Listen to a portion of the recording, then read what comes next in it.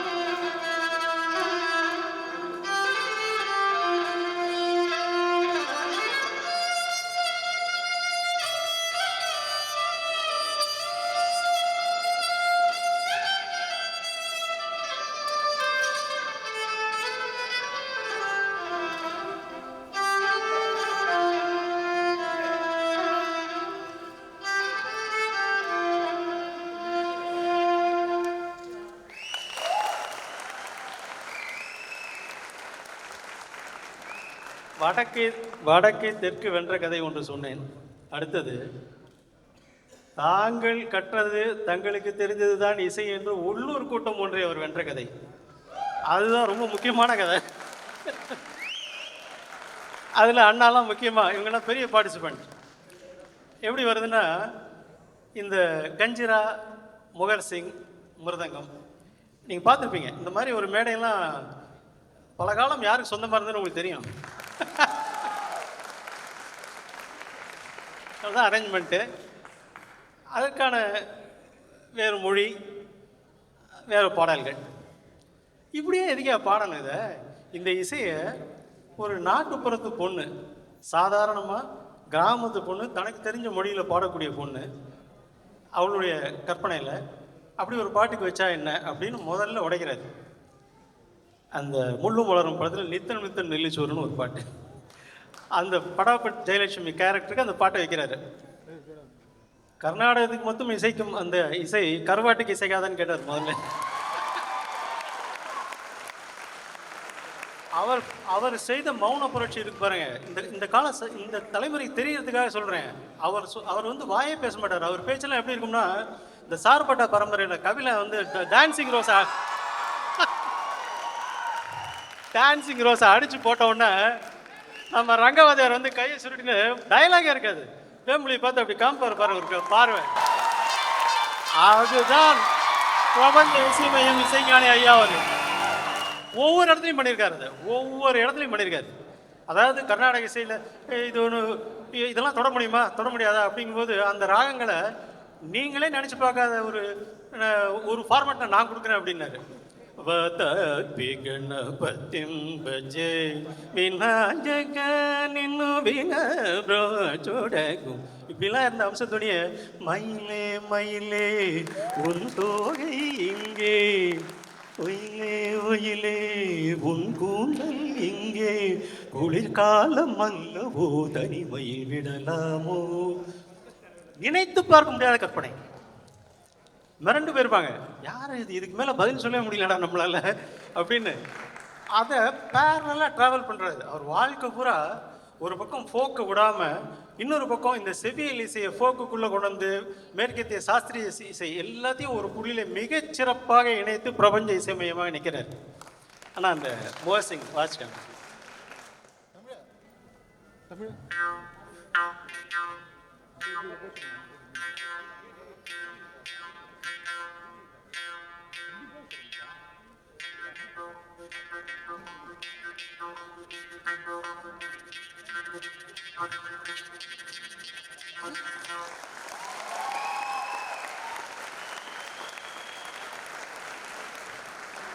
இதில் ஒரு முக்கியமான விஷயம், இந்த புல்லாங்குழல் வந்து காற்றை ஊதி வெளியெழுப்பக்கூடிய இசைன்னா இது காற்றை உள்ளிழுத்து எழுப்பக்கூடிய இசை.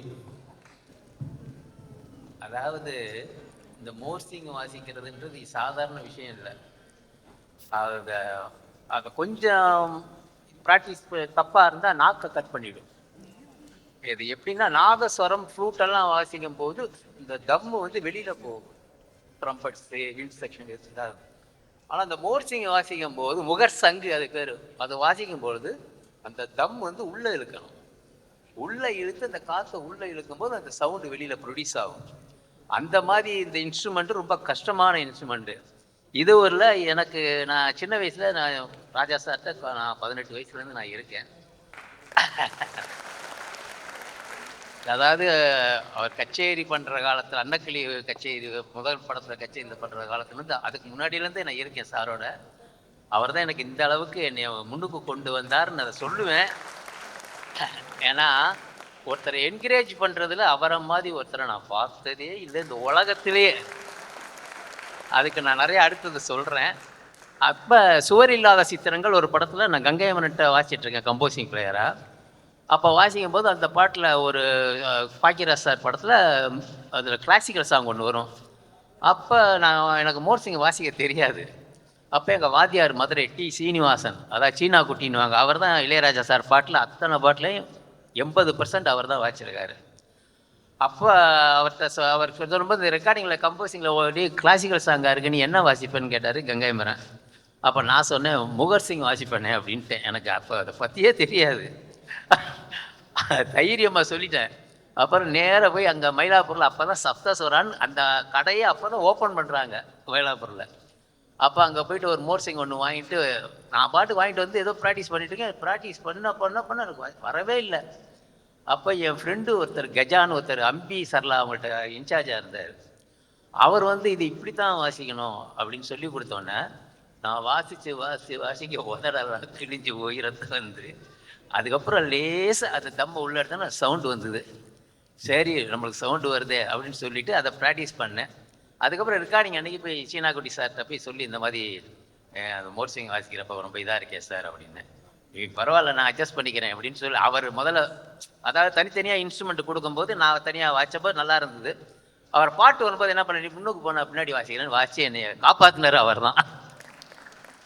அதுக்கப்புறம் எல்லார் கச்சேரிலையும் நாங்கள் மோர்சிங் நல்லா ஓரளவு ப்ராக்டிஸ் பண்ணி புதுக்கோட்டை மகாதேவர்னு பெரிய மோர்சிங் பிளேயர் அவர்கிட்ட போய் கற்றுக்கிட்டு அப்புறம் சீர்காழி கோவிந்தராஜன் சார், டிஎல் மகராஜன் எல்லாருக்கும் நிறையா பேருக்கு நான் மோர்சிங், கணேஷ் குமரேஷ் வயலின் அவங்களுக்கெல்லாம் மோர்சிங் நான் வாசிச்சேன். நன்றிங்க. இப்போ ஒரு விஷயம் சொல்கிறதுக்கு முன்னாடி ஒரு பாப்புலர் பிஜிஎம் சிக்னேச்சர் ஒன்று வாசிக்கிறாரு அண்ணா.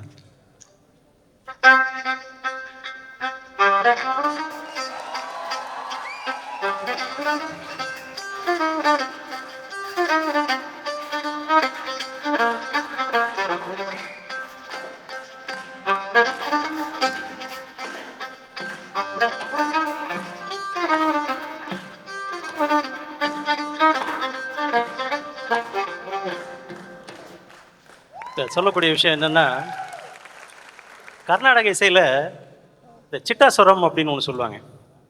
அது என்ன சொல்கிறாங்கன்னா, கன்னடத்தில் சிட்டேன்னா பட்டர்ஃப்ளை அப்படிங்கிறாங்க.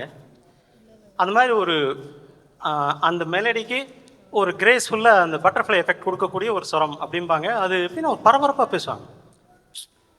பாட்னர் பார்த்தியா, ஒரு சிட்டஸ்வரம் போட்டார் தெரியுமா? நான் ஒரு உதாரணத்துக்கு சொல்கிறேன், என்னன்னு தெரியறதுக்காக. நண்பர்களே, உங்களை சோதிக்கிறேன்னு நினைக்காதீங்க. ஒரு அம்சத்துணியில் ஒரு பாலமுரளி கிருஷ்ணா அவர்கள் ஒரு சிட்டஸ்வரம் போடுறாரு. க ப க பனி ப கரி க சரி கரி சனி ப கரி சனி ப நி சரி சரி ப க பனி பனி சரி கரி ரி ச சனி நி ப ச ச ப ப கரி சனி ப ப நி சரி ப த பி க ந ப இப்படி போடுறாரு. வாசிச்சார் பாருங்க.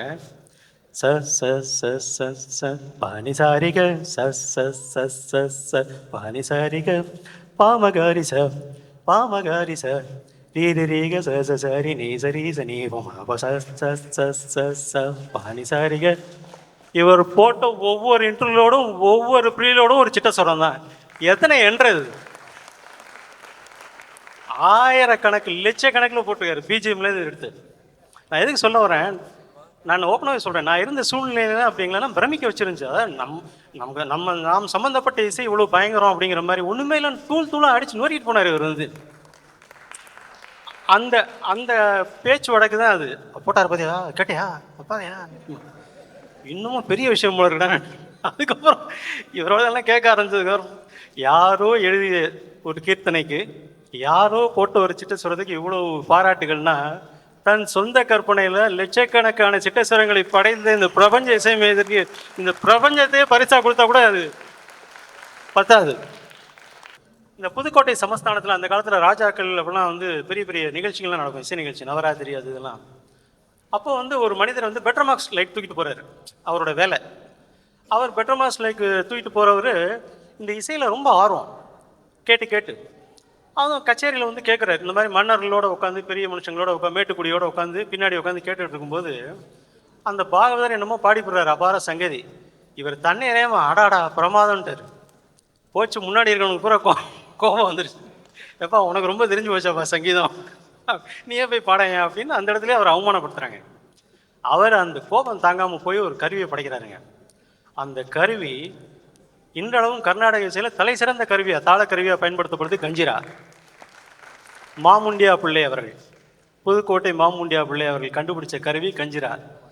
அதில் உலகம் பூரம் பெயர் வாங்குறது யாருன்றது உங்கள்கிட்ட விட்டுறேன், நான் சொல்லலை. ஆனால் அந்த கருவியை எப்படியெல்லாம் அதோடைய ஸ்கோப் கொடுக்க முடியுமோ பயன்படுத்தியிருக்காரு. ஒரு உதாரணத்துக்கு ஒரு பாட்டு சொல்கிறேன். மார்கோ மார்கோன்னு ஒரு பாட்டு கேட்டிருப்பீங்க நீங்கள். அந்த பாடலுக்கு ரிதமோட இந்த கஞ்சிரா கருவியை பயன்படுத்தி அவ்வளோ சிறப்பாக பண்ணியிருக்காரு. அது மார்கோ பாட்டை நீங்கள் இசைக்க முடிஞ்சதுன்னா கொஞ்சம் வால்யூம் குறைச்சி வைங்க, நான் அண்ணனையும் சேர்ந்து வாசிக்க சொல்கிறேன். நான் வந்து மிக வருத்தத்தோடு தெரிவிக்கிறேன், இன்றைக்கெலாம் சவுண்டிங்னு என்னெல்லாமோ சொல்கிறாங்க. இந்த சவுண்டிங்கெலாம், தாத்தா சவுண்டிங்லாம் எந்த காலத்துலேயும் பண்ணிட்டு போயிட்டார் அவர். எந்தெந்த இசைக்கருவிகளெல்லாம் எப்படி ஒன்றிணைக்க முடியுமோ புதுமையான இசை, ஒவ்வொன்றும் புதுமையான ஒலிகள், புதுமையான சப்தங்களை அப்பயே கொடுத்துட்டார். எவ்வளோ பண்ணிட்டார். இப்போ ஒரு ஒரு விஷயம் சொல்கிறேங்க. அதாவது இசையில் அவர் பல விஷயங்களை நுணுக்கமாக சொல்லியிருப்பார், நம்மளால் புரிஞ்சுக்க முடியாது. அப்படி ஒரு பாட்டு ஒன்று, அண்ணன் தம்பி 2 பேர் சேர்ந்து பாடுறாங்க. அந்த பாட்டில் என்ன சொல்கிறாங்கன்னா, நம்ம 2 உடம்பு ஆனால் ஒரு உயிர் அப்படிங்கிறாரு, அப்படின்னு பொருள் போடும்படி அந்த பாட்டு வருது. அந்த பாட்டில் அவர் ஒரு ப்ரீலோடு வைக்கிறாரு, இன்டர்லோடு. அந்த இன்டர்லோடில் ஒரு சாக்ஸ் பீஸ் முடிஞ்சதுக்கப்புறம் ஒரு வயலின் சோலோ வைக்கிறாருங்க. அவர் அந்த இடத்துல வேறு எந்த இசைக்கருவியை வச்சு கூட ரொப்பியிருக்கலாம். ஆனால் அந்த வயலின் சோலோவை என்ன பண்ணுறாருன்னா, இந்திய இசைங்கிறது மோனோஃபோனி, ஒரு நேரத்தில் ஒருவர் பாடுவது, ஒரு மெலடி பாடுறது தான் மோனோஃபோனி. அந்த மேற்கத்திய ஐரோப்பிய இசை என்பது ஹார்மோனி, எல்லோரையும் அரவணைத்து பாடக்கூடிய இசை. ஒரே நேரத்தில் எல்லாரும் பாடுவாங்க. ஒத்திசைவு தரக்கூடிய வேறு வேறு ஸ்வரங்களில் ஒரே நேரத்தில் பாடக்கூடியது ஹார்மோனி. அந்த பாட்டில் ஒரே வயலின் இசை கருவியில் சோலோவும் வச்சுட்டு அதே கருவியில் ஹார்மோனி பாட்டும் வைக்கிறாருங்க. 2 பேர் அப்படிங்கிறத கருவியில் காமிக்கிறாரு. ஆனால் இசை கருவி ஒன்று தான், வரக்கூடிய ஒலி 2 உடல்கள் ஒரு உயிர் அப்படிங்கிறத காமிக்கக்கூடிய அந்த பாடல் தர்மத்தின் தலைவனில் தென்மதுரை வைகை நதி.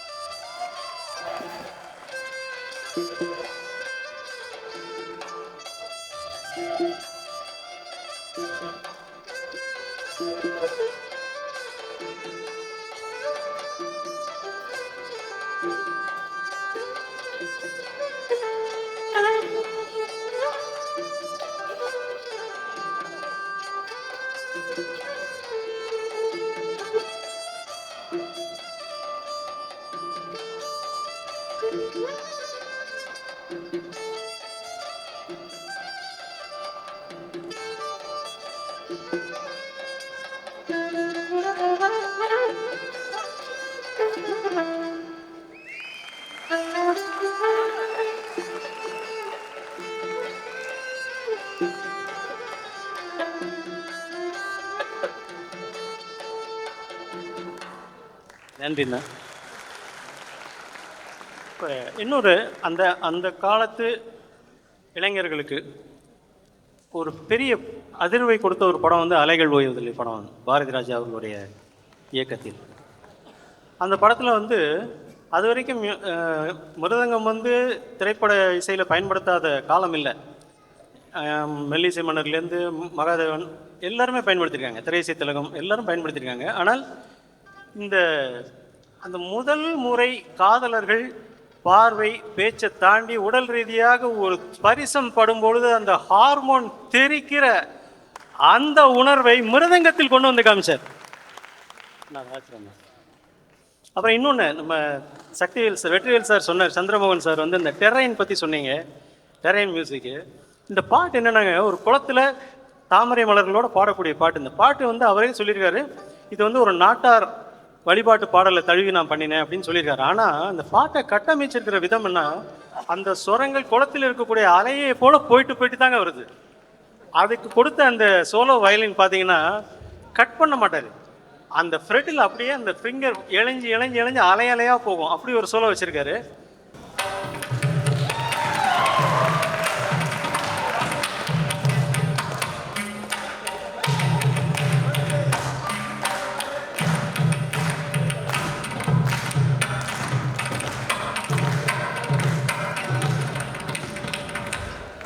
அப்புறம் நடந்ததெல்லாம் சரித்திரம்.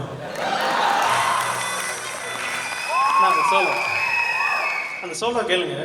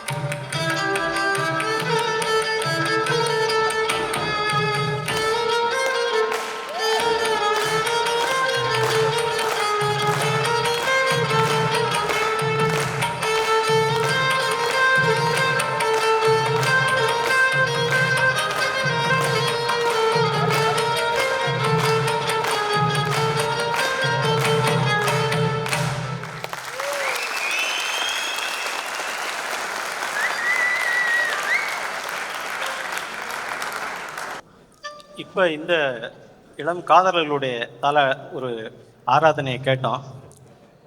ஒரு நிறைவேறாத கனவுகள், ஏமாற்றம், குமுறல் கொண்ட ஒரு பரதநாட்டிய கலைஞனுடைய வெடிப்பு, அது எப்படி இருக்குன்னு இதே மிருதங்கத்தை பயன்படுத்தி காமிச்சாருங்க சலங்கை ஒளியில்.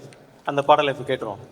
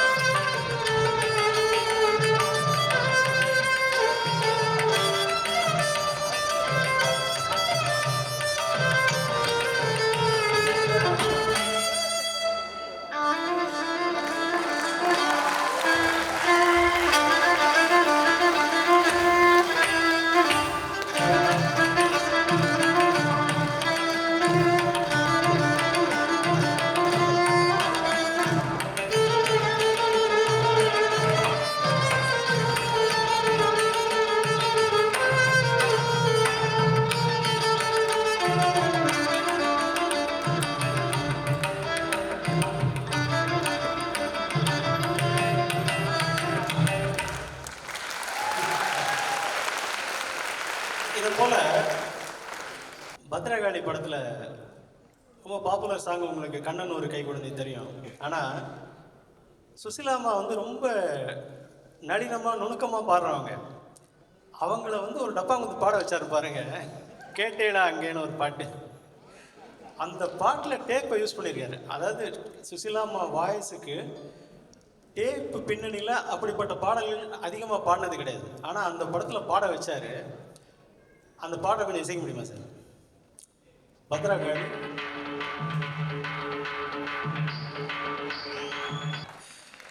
செய்யாத புரட்சியே இல்லைங்க இசையில்.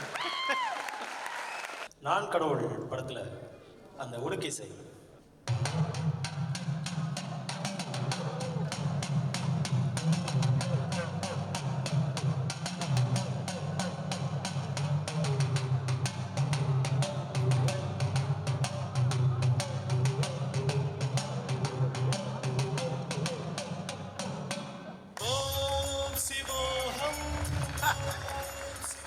அதாவது நீங்கள் வந்து இன்னைக்கு மின்னணு இசைக்கருவிகள், எலக்ட்ரானிக் இசைக்கருவிகள் என்ன வேணாலும் பண்ணுங்கள், பிளாஸ்ட்டு.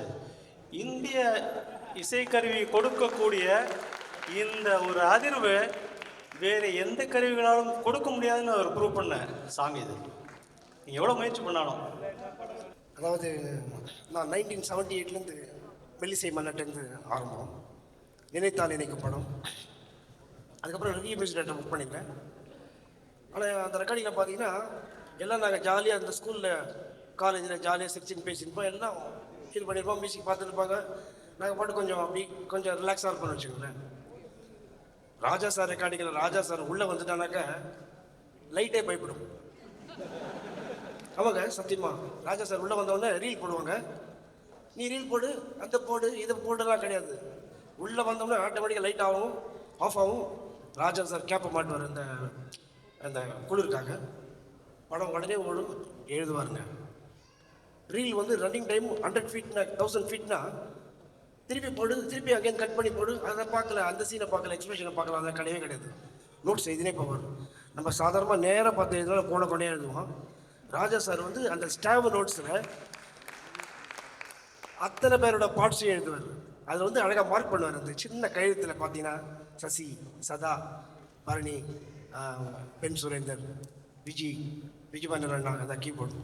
அதாவது அவ்வளோ அண்டர்ஸ்டாண்டிங்கு. அதே மாதிரி ராஜா சார் வந்து ஒரு இசை கடவுள்னா இவங்க எல்லாமே இசை சித்தர்கள், சத்தியமாக சொல்கிறேன்.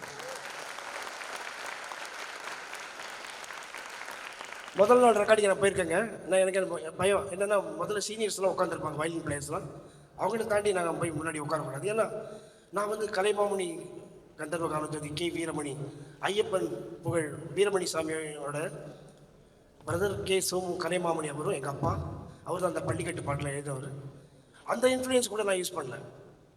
நான் போனேன்னா நான் ப்ராக்டிஸ் பண்ணேன், கச்சேரியில் பண்ணுது. அங்கே போய் ரெக்கார்டிங்கில் வந்து அங்கே வந்து கொஞ்சம் தள்ளி வாசிக்கிறேன், ப்ராக்டிஸ் பண்ணிட்டு வாசிக்கிறேன் கிடையாது. ராஜா சார்கிட்ட 4th ரோவில் உட்காந்துருக்கேன். அப்போ வந்து செக் பண்ணுறாரு ராஜா சார் மியூசிக். அவருக்கு தெரியும் எந்த வயலின் சுய் சேரல, எந்த வயலின் நடிக்குது, எந்த வயலின் ஒழுங்காக வாசிக்கிறாங்க. நான் வந்து முதல்ல போயிருக்கேனே, எனக்கு பயம். தலைவரை பார்த்தா அப்படி அந்த 3வது ரோவில் உட்காந்துருக்காரு இல்லையா, அவருக்கு பின்னாடி இப்படி மறைச்சிட்டு உட்காந்துருக்கேன். நான் கூப்பிட்டு போகிறேன். கரெக்டாக என்ன பிடிச்சார், மணி எழுந்துரு அப்படின்னாரு. சரி, இன்றைக்கி அவ்வளோதான், நம்ம அவுட்டு தான். செகண்ட் ரோ நோட் செய்திருக்கியா அப்படின்னாரு. சார் 4 ரோ நோட் செய்திருக்கேன் சார். ஏன்னா எனக்கு அவ்வளோ பிரியம் அவரோட மியூசிக் மேலே. அவர் பார்ட்ஸ் அரேஞ்ச்மெண்ட் பார்த்தீங்கன்னாக்கா அப்படி இருக்குங்க. அது இருக்குன்னொடனே எழுந்துரு, எழுந்து பின்னாடி போடா அப்படின்னு சொல்லிட்டு 2வது ரோ ஒரு வயலின் பிளேயரை பின்னாடி அனுப்பிச்சிட்டு 4th ரோவில் இருந்த என்னை 2வது ரோவில் ப்ரொமோஷன் கொடுத்து கிட்டத்தட்ட வரிசையாக செகண்ட் ஷிஃப்ட்டில் மட்டும் நான் 70 படம் வாசிப்பேங்க. ஆக்சுவலாக ராஜா சாருக்கு வந்து 2 ஷிஃப்ட் 3 ஷிஃப்ட் பண்ணுவார். எப்போனாக்கா இந்த தீபாவளி ரிலீஸ் படம் இருக்க போனாங்க. கிட்டத்தட்ட ஒரு 14-15 படம் மாட்டிக்கும். சுந்தரன் தெரியும், நான் ஒன்றும் புதுசாக சொல்கிறேன். 14 படமும் அவர் தாங்க பண்ணுவார். அமரண்ணா ஒரு சைட் பண்ணியிருப்பார், சசி அண்ணா ஒரு பக்கம் பண்ணியிருப்பார். ஆனால் இதெல்லாம் கம்போஸ் பண்ணி கொடுக்குறது ராஜா சார் தான். என்ன ஆச்சரியங்க. அதாவது பிரசாத் டீலக்ஸில் வந்து காத்தால 7 o'clock ரீல் ஸ்டார்ட் பண்ணி மியூசிக் எழுதி கொடுத்து கண்டக்ட் பண்ணிவிட்டு டேக் பண்ணி நேரம் 9 மணிக்கு இங்கே வருவார். ஏவிஎம் மாறாருக்கு உடனே மியூசிக் எழுதுவார், பண்ணுவார், திருப்பி பண்ணுவார், திருப்பி அடுத்தது வேறு தேட்டருக்கு போவார். இதே தாங்க அவருக்கு. ஆனால் சத்தியமாக சொல்கிறேங்க, ராஜா சார் வந்து என்னைக்கு அவர் ஒர்க்கை ஸ்டார்ட் பண்ணாரோ அன்னிலேருந்து அவர் மியூசிக்கை மட்டும் தான் பார்த்தாரு தவிர அவர் மற்ற வேற எதையும் பார்க்கல.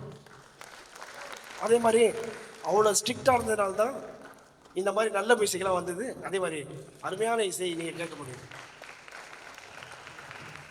அவர் வந்து சாதாரண ஆட்களை எந்த உயரத்துக்கு கொண்டு போய் வச்சிருக்காருன்னு ஒரு 2 உதாரணம் சொல்கிறேன். ஒன்று வந்து நெப்போலியன் திரு அருண்மொழி அவர்கள் வந்து இசைக்குழுவில் வாசிட்டு இருந்தார் ஆர்கெஸ்ட்ராவில். இசைஞானி அவர்களை வந்து பார்த்த பொழுது அவர்கள் நொட்டேஷன்லேருந்து பல்வேறு விதமான ஸ்டைலில் சொல்லி கொடுத்து அவரை அவ்வளோ ஊக்கப்படுத்தி அவர் ஒரு பாடகராகவும் உயர்த்தினார். அதே மாதிரி நம்ம சுந்தர் அண்ணா அவர்களை இங்கேருந்து பாம்பேக்கு அழைத்து சென்று பல்வேறு இசையமைப்பாளர்களை அறிமுகப்படுத்தி அவருக்கும் ஒரு வாழ்க்கையில் மிகப்பெரிய உச்சத்தை கொடுத்தார். இசைஞானியோடு உங்களுடைய தொடர்பு பற்றி. அதாவது அவரோட என்கரேஜ்மெண்ட் மாதிரி யாருக்கும் உலகத்தில் கிடைக்காது. யாராக இருந்தாலும் அதை என்கரேஜ் பண்ணுவார். அதை தப்பாக இருந்தாலும் 100 தடவை 150 தடவை கூட சொல்லி கொடுத்துக்கிட்டே இருப்பாரே தவிர ஆனால் கரெக்டாக வர வரைக்கும் விட மாட்டார். அதனால எல்லாரும் என்ன வேணா கோவப்படுறாரு அப்படின்னு கோபம் இல்லை. நம்ம தொழிலில் கரெக்டாக இருந்தால் அது நம்ம ஒன்றுமே சொல்ல மாட்டார். இதுதான் அதை மாதிரி அவரை மாதிரி இன்னுமே எல்லாருமே ஒரு 18 மணி நேரம் அல்லது 12 மணி நேரம் வேலை செய்வோம். 24 மணி நேரம் வேலை செஞ்சுக்கிட்டு இருக்கிற ஒரே இசையமைப்பாளர் இளையராஜா ஒருத்தரை தவிர வேறு யாரையும் நான் குழந்தையிலேருந்து நான் அவர் கூட இருக்கேன். நான் 18 வயசுலேருந்து அவர் கூட இருக்கேன். இன்னைக்கு வரைக்கும் பார்த்துட்டு தான் இருக்கேன். அவர் உழைச்சிக்கிட்டே தான் இருக்கார். ஒரு புத்துணர்வு கொடுக்கக்கூடிய ஒரு சிக்னேச்சர் பிஜிஎம்.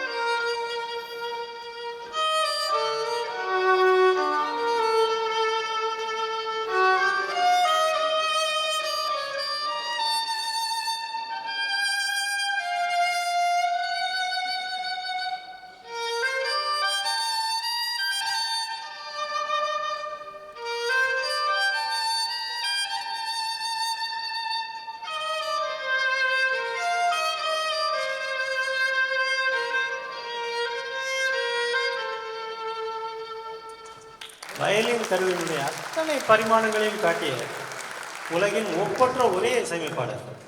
அதாவது எல்லாம் சொல்கிறாங்க மொசாட் ஆஃப் மெட்ராஸ் எல்லாம். கண்டிப்பாக மிக விரைவில் ஒரு காலம் வரும் இளையராஜா ஆஃப் யூரோப் அப்படின்னு முயற்சி செய்வதற்கான அந்த காலம் மிக விரைவு. நான் சாதாரணமாக சொல்லுவேன், நீங்கள் அந்த how to name it nothing but மிட்லாம் கேட்டிங்கன்னா ஹவு டு நேம் இட்டில் அவர் வந்து பாகு மொசாட்டுக்கெலாம் டெடிகேட் பண்ணியிருக்காரு. அவங்கெல்லாம் இப்போ உண்மையிலே உயிரோடு வந்து பார்த்தாங்கன்னா இவர் வந்து அந்த கிளாசிக்கல் மியூசிக் செவ்வியல் இசையை வந்து அந்த மேற்கத்திய சாஸ்திரிய சங்கீதத்தோடு மிகச்சரியாக இணைத்து செய்திருக்கக்கூடிய வேலையில் அவங்க பிரமிச்சு போய் கேட்பாங்க, எப்படி ராஜா இது முடிஞ்சு எப்படி பண்ணீங்க இதுன்னு. யாராலும் அதை நினைத்து பார்க்க முடியாது. மேற்கத்திய சாஸ்திரிய இசை அறிஞர்களாலும் மிகுந்த காம்ப்ளெக்ஸ்ன்னு சொல்லக்கூடிய கடினமான ஒரு பதங்கள் கொண்ட இந்திய இசையை புரிந்து கொண்டு வாசித்து அதன் பிறகு மேற்கத்திய சாஸ்திரிய சங்கீதத்துடன் ஒத்திசைவு செய்வதுங்கிறது நடக்கவே நடக்காத காரியம். மிக சாதாரணமாக பண்ணியிருக்காரு. அத்தனை பாடல்கள் இப்படி சொல்றதுன்னு தெரியல. அது அவ்வளோ பெரிய மகா மேதமை. இப்பெல்லாம் ரெக்கார்டிங் பண்ணுறாங்க எல்லாருமே. நான் ஒரு 50 வருஷமாக ரெக்கார்டிங் ஃபீல் இருக்கேன். ஆனால் ரெக்கார்டிங் பண்ணால் ஒரு சாங் எடுக்கிறதுக்கு 5 நாள் 8 நாள் 10 நாள் அப்படிலாம் நிறையா இசைப்பாளர் பண்ணுறாங்க. அதுபோல் நான் குறை சொல்லலை, இப்போ உள்ள சுச்சுவேஷன். ஆனால் ஒரு சாங்கை வந்து ஒரு 1 ஹவரில் முடித்தார் எப்போவுமே. அதை வந்து நான் அதை மறக்கலை. காலம்பரை 7 மணிக்கு ஸ்டுடியோவுக்கு வர சொன்னாங்க. நான் 7 மணிக்கு வந்துட்டேன். வந்து முடித்த பிறகு சரி நீ என்ன தவுள் எடுத்துக்க அப்படின்னு அவர் எப்பவுமே எப்படி தான் பேசுவார். நீ தவுள் எடுத்துக்க, கண்ணான தக்கோரா எடுத்துங்க, நகரா மாதிரி, ஜெய்ஜா உரிமை எடுத்துக்க அப்படின்னாரு. எடுத்து வச்சோம். ஓகே நடவாசிங்கன்னாரு. தத்தா தத்தா தும் தத்தா தத்தா தும்னு நடவாசிக்க சொன்னார்.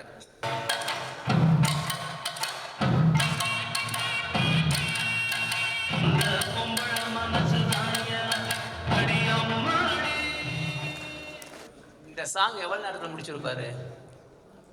1 ஹவர் தான் முடிச்சாங்க. எந்த மியூசிக் டைரக்டரும் இதை பண்ணவே முடியாது. 7 மணிக்கு போனோம், ரிதம் செட் பண்ணாங்க, ஷெனாய் வந்தார், அவர் வச்சார், இவரே போய் பாடிட்டாரு. 1 ஹவரில் முடிஞ்சது. 8 மணிக்கு பேக்கப். அதே மாதிரி இன்னொரு சாங் 8 மணிக்கு, இப்போ 6 மணிக்கு ஆரம்பித்து 5:30க்கு ஆரம்பித்து 6:30க்கு பேக்கப். அந்த சாங் என்னன்னு பாருங்களேன். ஒத்தருவா தர பாடல் track. இந்த சென்ற பாடலுக்கு ஒரு கூடுதல் தகவல் என்னன்னா, செவ்வி இலிசையில் பகுலாபரணம்ங்கிற சுத்தமான ராகம் இது. நேத்து ராத்திரி அம்மா இந்த பாடல்லாம் இதில் சேர்ந்தது. ஆனால் அதை எப்படி ஒரு நாட்டாரியல் இசை ஆக்கி தருப்பாருங்க.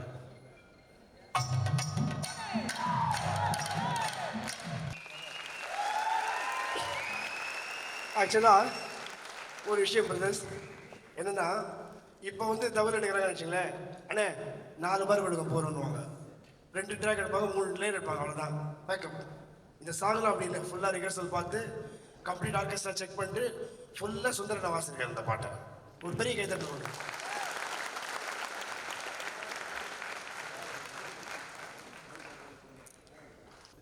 அதாவது மிகச் சரியான காலகட்டத்தில் அவர் வந்து இந்த நாட்டுப்புற இசைக்கு அவர் அப்படியே அப்படியே பர்ஃபெக்டாக அந்த பேக்கில் கொடுத்த ஒரு படம் கரகாட்டக்காரன் படம்.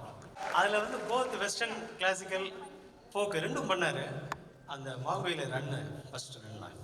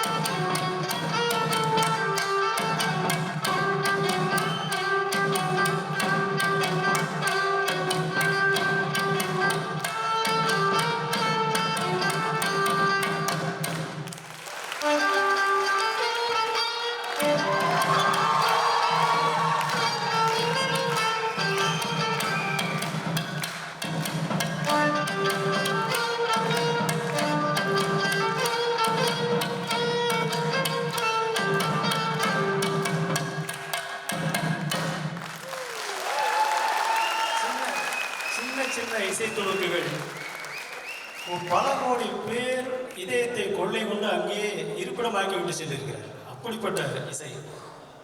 இந்த படத்தை ரீரெக்கார்டிங் கேட்டிங்கன்னா, அவர் அதான் எவ்வளோ பெரிய மகான்றத உங்களுக்கு எங்களுக்கு அப்போ நாங்கள் வாசிக்கும் போதே தெரியும். உள்ளே வந்தால் படம் பார்த்தாரு. படம் பார்க்கும்போது அவர் இதுக்கு மியூசிக் தேவையா அப்படின்னாரு. முதல்ல உண்மை தான், இல்லைண்ணே பண்ணியிருக்கேண்ணே அப்படின்னா கரெக்டாக தெரியும். ஒரு 9 to 9 ஒரு 2 to 9 முடிச்சிட்டாரு படத்தை. அவ்வளோ சீக்கிரமெல்லாம் யாரும் ஒரு படத்தை முடிக்கவே முடியாது, ரொம்ப கஷ்டம். அதாவது பார்த்தீங்கன்னா, ராஜா சார் ஆர்கெஸ்ட்ராவில் மொத்தம் டோட்டல் 23 வயலின்ஸ். அது வந்து சென்டிமெண்ட்டாக 23 violins and then 7 violas and then 3 cellos and 2 double bass. இந்த ஆர்கெஸ்ட்ரா ஃபுல்லாக பார்த்தீங்கன்னா அத்தனை பேரும் சார் அவங்க எழுதின உடனே நோட்ஸை பின்னாடி எல்லாம் எழுதிடுவோம். எழுதின உடனே இந்த பார்க்குறது இதெல்லாம் கிடையாதுங்க. கம்ப்ளீட் டெப்போ முதல்ல எழுதி மார்க் பண்ணியிருப்பாரு. கொடுத்த உடனே நாங்கள் கொடுத்துருவோம். அந்த அந்த ஃபாஸ்ட் அவர் வந்து பாஸ் பண்ணஸ் மாதிரி உடனே பார்த்துக்கிறோம். ஸோ இந்த மாதிரி ஒரு பெரிய வாக்கியம். அதே மாதிரி அவருக்கு வந்து சோலோ வயலின் வாசிக்கக்கூடிய வாய்ப்பு எனக்கு கிடச்சிது. திடீர்னு காத்தில் அவரோட மேனேஜர் சுப்பையா அண்ணன் ஃபோன் பண்ணுறாரு, மணியனை வந்துருங்கண்ணே பிரசாத் ஓல்டு தேட்டருக்கு. என்னப்பா சொல்கிறேன், கூட்டத்துக்கு போட்ட போது என்னப்பா திடீர்னு சோலோன்றீங்க? இல்லைண்ணே அண்ணன் தான் வர சொன்னார். போனங்க அப்படியே கை காலம் உதருது. வீட்டில் பூஜை பண்ணுறேன், எங்கள் வீட்டில் சொல்கிறேன், ஏமா பயமாக இருக்குதுமா, என்னம்மா பண்ணுறது? யோ நீ 35 வருஷமாக வாசின்னு இருக்கேன்ற, போயா போய் வாசி. நான் சொன்னேன், இல்லைப்பா என்ன கொடுப்பார் எது கொடுப்பா தெரியலையே அப்படின்னா. யோ எது கொடுத்தாலும் நீ போகிற, வரலையா சாஷ்டாகாமல் காலில் நமஸ்காரம் பண்ணிட்டு உன் பேச்சுக்கே நான் வரலன்ட்டு வந்துரு அப்படின்னாங்க. உடனே போனேன், உள்ளே போனோடனே but every one knows, Raja sir knows. அவருக்கு தெரியாமல் யாரையும் கூட மாட்டார். அதே மாதிரி எனக்காக தமிழில் அழகாக நோட் செய்து வச்சிருக்காரு. வராருங்க, பக்கத்தில் வந்து நிற்கிறாரு, கொடுங்க இவ்வளோ பின் ட்ராப் சைலண்ட். நீங்கள் எப்படி இருக்கீங்க அந்த மாதிரி பின் ட்ராப் சைலண்ட், கை காலெலாம் உதறது விட விட விடன்னு வடிவேல் மாதிரி. அப்புறம் வந்து டடடா டே டே டடடா டே டே டடடடடா டடடடா. கையில் சொடக்கு போட்டு பாடல, காதில் சலக்க மாதிரி வலிக்குது எனக்கு. வாசித்து முடிச்சோடனே ஓகே உள்ள போங்க அப்படின்னாரு. ஒரே டேக். கடவுள் பண்ணித்தான் நீங்கள் வந்து அவரோட துணை, அவரோட ஆசீர்வாதம். எனக்காக தமிழில் எழுதி வைக்கணுன்ற அவசியமே இல்லை, வெஸ்டர்னில் கூட எழுதலாம். பட் அங்கே இருந்த ஜூடி அங்கிள் அண்ட் தென் அவருக்கு ஒர்க் பண்ண புருஷோத்தம் அண்ணா ட்ரம் கண்டக்டர், அது வந்து கம்ப்ளீட் 40 வயலின்ஸ் பீப்புள் அந்த வால்மீகின்ற படத்தில் வாசிக்கக்கூடிய வாய்ப்பை எனக்கு கொடுத்தேன் இளையராஜா சார். அதுக்கப்புறம் என்ன ஆச்சுன்னா, நான் I'm working for Mani Sharma and all the other music directors. அதுக்கப்புறம் இங்கே வாசித்த உடனே மணி டேய் அதை வாசிக்காரே இந்த தீமை, ஏன்னா மணி சர்மாலாம் நான் ரொம்ப ஃப்ரெண்ட்ஸு. வாசிக்கிறாங்க சொப்பா பெரிய சீனியர்லாம் உட்காந்துருக்காங்க, அவ்வளோ விட்டு ஏய் இனிமேல் அப்படி தான் அங்கே சோலோ வாசிட்டேன்ல, இனிமேல் இல்லை இங்கே ஓகே தான். ஆனால் அவ்வளோ வாழ்த்துக்கள்ங்க, அவ்வளோ வாழ்த்துக்கள் எனக்கு மத்தியில் இருந்து. மணி ரொம்ப சந்தோஷம், ரொம்ப சந்தோஷம். ஏன்னா ராஜா சாருக்கு வாசிக்கலாம் எங்களுக்கு கனவுங்க, எங்களுக்கு கனவு. இப்போ கூட பாருங்க, ராஜா சாரை பார்க்க மாட்டோமா, ராஜா சார் பேர், ஏன்னா அவர் ஒரு உலகத்தில் சஞ்சாரம் பண்ணியிருப்பாருங்க. அவரை போய் டிஸ்டர்ப் பண்ண கூடாது. அவர் எவ்வளோ பெரிய மகான், அவர்கிட்ட போய் அந்த இந்த பாட்டு எப்படி அந்த பாட்டு எப்படிலாம் கேட்கலாமா? அதே மாதிரி சாரை பற்றி ராயல்டி பற்றி கண்டபடம் பேசுகிறாங்க, அதெல்லாம் ரொம்ப தப்புங்க. ராஜா சார் என்ன பண்ணுவாங்கன்னா, இப்போ சாங் ரெக்கார்டிங் நடக்குதுன்னா 5 சாங்க்கு உண்டான செலவை எவ்வளோ ஆகுதோ, அது யார் சித்ராமா பண்ணாலும் சரி, பாலு சார் பண்ணாலும் சரி, எல்லாருக்கும் ராஜா சார் பேமெண்ட் கொடுத்துருவாரு. அந்த 2.5 லட்ச ரூபா ஆகுதுன்னா அந்த 2.5 லட்ச ரூபாயை நீங்கள் பேமெண்ட் கொடுக்கும்போது, ஃபைனல் பேமெண்ட் கொடுக்கும்போது கழிச்சின்னு கொடுங்கன்னு சொல்லுவார். எனக்கு அந்த ஆடியோ ரைட்ஸ் கொடுத்துருங்க தான் கேட்டு தான் அவர் வாங்கியிருக்காரு, தவிர அவர் கேட்காமலாம் வாங்க. இது பாதி பேர் தெரியாது. இது வந்து ப்ரொடியூசர் அவர் தானே தயாரிச்சார், அவர் தானே அவருக்கு தான் மைனஸ் பண்ணிட்டார் எங்கள் காசை, அப்போ அவருக்கு தானே எங்கள் சொன்னாங்க. ஸோ இது வந்து இது இந்த கைத்தட்டல் வந்து அது வந்து பெரிய சப்போர்ட்டாக நினைக்கிறேன். ரொம்ப சந்தோஷம். தேங்க்ஸ் பா. இதில் இன்னொரு விஷயம், நான் தவுள் வாசிக்கிறேன் எப்படின்னு உங்கள்கிட்ட சொல்கிறேன்னு சொன்னேன். நான் காங்கோட்ரம் வாசிக்க போயிருந்தேன். அப்போ எல்லா இன்ஸ்ட்ருமெண்ட்டும் நான் வாசிப்பேன். சின்ன குழந்தைலேருந்து எல்லா பாட்டுமே. தீபம் படத்தில் முதல்ல ராஜா சார்ட்ட முதல்ல வாய்ச்ச பாட்டு தீபத்தில் பூவிலி வாசலில் யாரடி வந்து நான் காங்கோட்ரம் வாய்ச்சேன். அதுக்கப்புறம் நிறையா படங்கள் எச்சக்கமாக வாய்ச்சிட்டு தான் இருந்தேன். நான் தமிழ் வாய்ச்சது எப்படின்னா, நான் காங்கோட்ரம் வாய்ச்சிட்டு ஒரு படத்தில். அப்போ வந்து சார் வந்து நேரம் வந்தார். ஏய் நீ தமிழ் வாசிப்பியா? இல்லைன்னா எனக்கு தெரியாது, ஆனால் நான் வந்து அமர் கட்சியிலலாம் உன்னை பார்த்தேன், நிறையா தமிழ் வாசிக்கிறேன், அங்கே அமர் ரெக்கார்டிங்லாம் வாட்சி பார்த்தேன்னாரு. இல்லை சார் நான் சும்மா வாசிப்பேன் அப்படி கச்சேரிக்கா அப்படின்னு. இல்லை நீ தமிழ் வாசிப்பேன். இல்லை தமிழ் ஆமாம் தெரியும், குச்சியில் வாசிப்பேன் அப்படின்னு. அப்படியா சரி. என்னன்னா அன்னைக்கு வந்த நாதஸ்வர தவுள்காரருக்கு உடம்பு முடியல, அவர் அப்படியே படுத்துட்டாரு. தவுள் மாத்திரம் இருக்கு. நீ தவுள் வந்த பாட்டு வாசிக்கியா அப்படின்னு கேட்டார். சரி வாசிக்கிறேன்ட்டு சொல்லி குச்சியில் தான் வாசிப்பேன்னு வாசினார். உடனே நிறைய சொன்னார். நான் வாட்சி முடித்தேன். அந்த பாட்டு தான் நான் முத வாய்ச்ச பாட்டு, அரிசி குத்து மக்கா மகளேன்னு ஒரு பாட்டு இருக்கு. அதுதான் முத நான் வாய்ச்சேன். அதுக்கு முதல்ல பொட்டு வச்ச இது பொத்தி வச்ச மல்லிகை மட்டும் அவர் வாய்ச்சிருந்த அந்த தவுள்காரர் வாய்ச்சாரு. அதுக்கப்புறம் தான் எல்லா பாட்டுமே நான் தான் தவுள். இது இன்னைக்கு வரைக்கும் தவுள் நான் வாய்ச்சிருக்கேன். தாரதப்பட்ட வரைக்கும் நீங்கள் கேட்குற அத்தனை தவுள் பாட்டுமே நான் தான் வாய்ச்சிட்டு இருக்கேன். சிக்னேச்சர் பிஜிஎம்லாம் தவிர அவர் வந்து தமிழகமே போற்றி கொண்டாடிய ஒரு கலைஞன் மறைந்த திரு விஜயகாந்த் அவர்களுக்கு ஒரு சிக்னேச்சர் சாங்கே கொடுத்துட்டு போனார். நீ பொட்டு வச்ச தங்க குடம், அதுக்கு அண்ணா தான் வாசிச்சார்.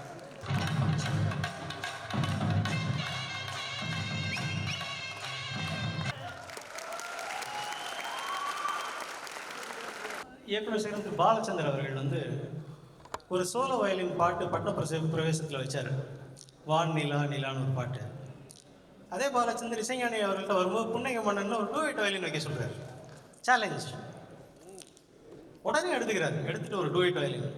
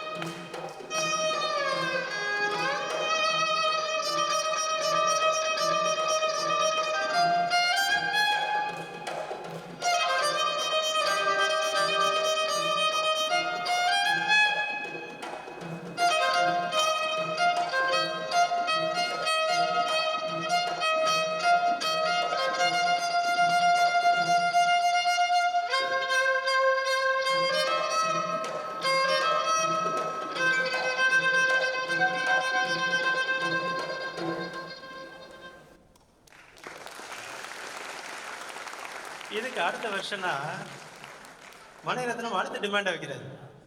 இது வரைக்கும் நீங்க செய்யாத மாதிரி ஒரு வயலின் பிரளயமா இருக்கணும் அந்த பாட்டு அப்படின்னு.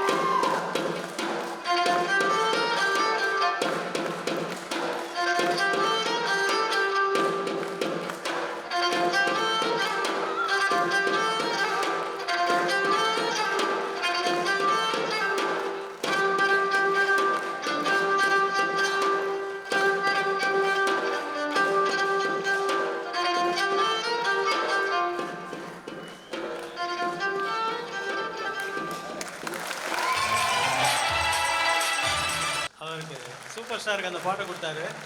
கலைஞானிக்கு ஃபோக் ஸ்டைலில் மறக்க முடியாத ஒரு சிக்னேச்சர் சாங் அண்ணாத்தை ஆடுற டேப்புன்னு சொல்லக்கூடிய இந்த கருவியை எத்தனை உணர்வுகளுக்கு அவர் பயன்படுத்தியிருக்காரு. அந்த காலத்தில் நல்லவருக்கு எல்லாம் சாட்சிகள் 2-3 பாட்டு இருக்கு தியாகத்தில், அதுக்கு பயன்படுத்தியிருக்காரு. எத்தனையோ பாடல்கள் முரட்டு காலையில் அந்த மாதிரி இதுக்கெல்லாம் இப்போல்லாம் டேப்பு ஸ்கூல்கள்லாம் வைக்கிறாங்க. இவர் யூனிவர்சிட்டி, இவரை தாண்டி தான் மீதி எல்லாம். நீங்கள் எந்த இசைக்கருவியாக இருந்தாலும் உலகத்தில் ஒன்றே ஒன்று சொல்கிறேங்க, மிக மிக மிக சிரமமான இசைக்கருவி வயலின். அந்த வயலின் இசைக்கருவியில் எத்தனை விதமான பிரயோகங்கள் இருக்கோ அத்தனை பிரயோகங்களையும் செஞ்சு காமிச்சிருக்காரு. அவரே வாசிக்கக்கூடியவர். இதே புல்லாங்குழல், இதே தான் வந்து ப்ளோயிங் செக்ஷன், ரிதம் செக்ஷன். அவர் நேரடியாக ஒரே இசையமைப்பாளர் அத்தனை இந்த கருவிகளில் என்ன பொசிஷன் வைக்கணும், எவ்வளோ ஈஸியாக நீங்கள் டிரான்சிஷன் ஷிஃப்ட் போகலாம், அவ்வளோ தெரிந்த ஒரே இசை மகான் இசைஞானி ஐயா அவர்கள். அதை பல பேர் சொல்கிறாங்க. எல்லா மியூசிக் ரைட்டருக்கும் எல்லா விஷயமும் தெரியாது. ஆனால் இவரை பொறுத்த மணிக்கு எந்த இன்ஸ்ட்ருமெண்ட்டுக்கு எதை கொடுத்தா எதை வாசிக்க முடியும்ன்ற கரெக்டான ஜட்ஜ்மெண்ட்டு இசை ஞானி. அதுதான் இன்னொரு சேலஞ்ச் த்ரோ பண்ணுறாரு இவர் நம்ம பாலச்சந்தர் சிந்து பேரவை படத்தில். அதாவது இந்த செவியல் இசையில் எந்த ராகமாக இருந்தாலும் ஆரோகணம் அவரோகணம்ங்கிறாங்க. ஒரு ரோகமும் இல்லை. தமிழில் ஆரோசை அமரோசை, தமிழ் இசையில் தான். அதாவது ஆற்றெழுந்து மேலே செல்லுகின்ற ஓசை, அந்த ஓசை மெதுவாக அடங்கி வந்து அமரக்கூடிய இடம் அமரோசை. இதில் அந்த கலைஞருடைய வாழ்க்கையில் இனிமேல் வீழ்ச்சியே இல்லை அப்படின்னு சொல்லக்கூடிய மேலெடுக்கக்கூடிய அந்த சுரப்பிரயோகங்கள், சொற்கட்டுகள், சுரக்கட்டுகள், அதை மாத்திரம் பயன்படுத்தி இசையமைச்சார். இந்த சாதனையை இந்திய செவ்வியல் இசையமைப்பாளர்கள் மற்றும் செவ்வியல் படைப்பாளிகள் யாரும் செய்ததில்லை. அப்படிப்பட்ட ஒரு பாடல் கலைவாணி. இது வந்து ஒரு தேர்ந்த ஒரு இசை பாகவதர் பாடுற பாட்டு. இதுவே ஒரு கிராமத்துலேருந்து ஒரு ஆர்வமுள்ள ஒரு இசைக்கலைஞன் வந்து சென்னைக்கு வந்து ஒரு பாடகர் ஆகணும்னு முயற்சி பண்ணக்கூடிய ஒரு சீக்வன்ஸ் இதய கோவில். அவன் வந்து ஒரு கோவில் கச்சேரி பண்ணுறான், கூட்டத்திலே கோவில் புற பாடல். அதில் எப்படி பயன்படுத்திருக்காரு பாருங்க. அதாவது ஒரு காதல் தோல்வினாலே இதுதான் அப்படின்னு ஒரு அடையாளப்படுத்தி வச்சுட்டு போயிட்டாரு. அவருடைய யூனிவர்சிட்டி இண்டெக்ஸில் பார்த்தோம்னா இதெல்லாம் ஒன்று எல்லாத்துக்கும் ஒரு சிலபஸ் போட்டு போயிருக்காரு.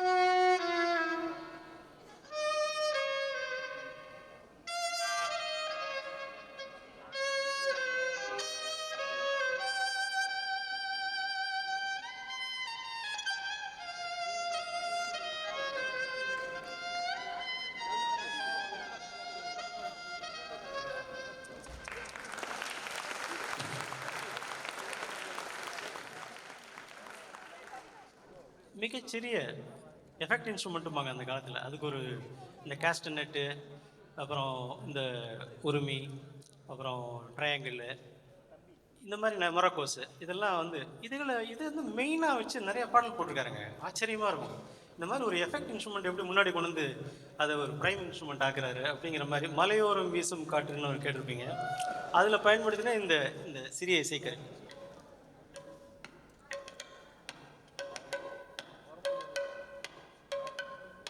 அப்படி வரும்.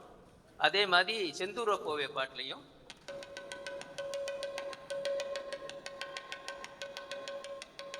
இந்த மாதிரி இந்த பாட்டை போட்டீங்கன்னா அது தெரியும். அந்த என்ன யூஸ் பண்ணுறது. 16 வயதிலே செந்தூர கோவை.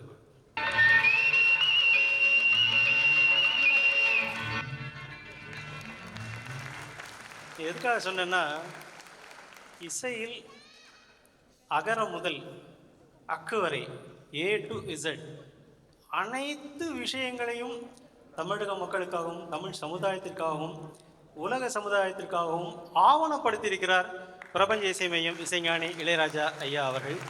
அவருடைய திருவடியில் வணங்கி இப்படிப்பட்ட ஒரு அற்புதமான வாய்ப்பை கொடுத்த நீலம் பண்பாட்டு மையம் அவர்களுக்கும் திரு வாசுகி பாஸ்கர் அவர்களுக்கும், என்னோடு இங்கு அழைப்பை ஏற்று பங்கு பெற்ற 2 மகா மேதைகள் திரு சுந்தர் அவர்கள், திரு மணிபாரதி இருவருக்கும் உங்கள் சார்பில் நன்றி கூறி விடைபெறுகின்றேன். நன்றி, வணக்கம்.